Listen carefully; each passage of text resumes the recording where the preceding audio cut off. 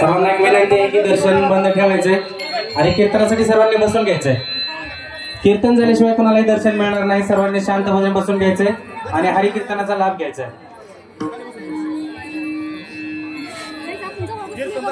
hello hello आताच आणि लय ऐकायचंय ते आवाज तुम्हाला देतच नाही ती तिकडे देते ते